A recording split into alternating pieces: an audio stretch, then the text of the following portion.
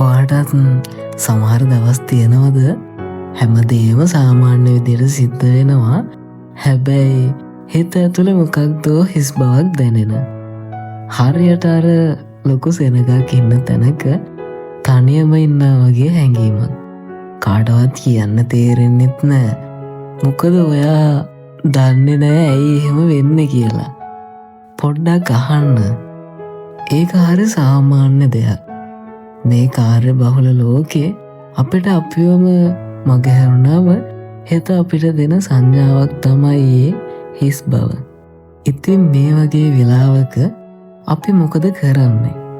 මුලින්ම ඒ දැනෙන හැඟීමට ඉඩ දෙන්න. ඒක හංගන්න හරි ඒකින් පලා යන්න හරි දඟලන්න එපා. හිතට කියන්න මට දැන් මෙහෙම දැනෙනවා. ඒක ප්‍රශ්නයක් නැහැ කියලා. අපිට හැම වෙලාවෙම සතුටින් ඉන්න බැහැ. ඒක තමයි ඇත්ත.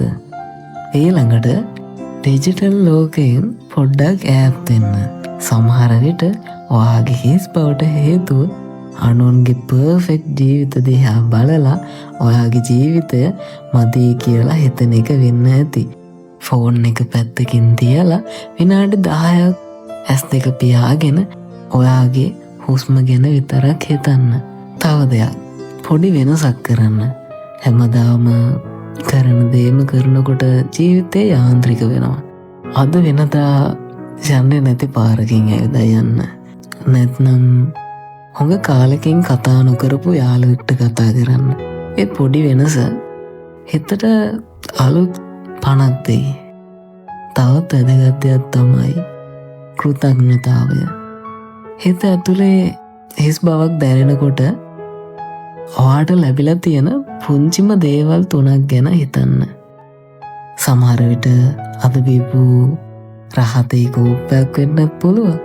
නැත්නම් ඔයාට ආදරය කරන කෙනෙක් වෙන්නත් පුළුවන්.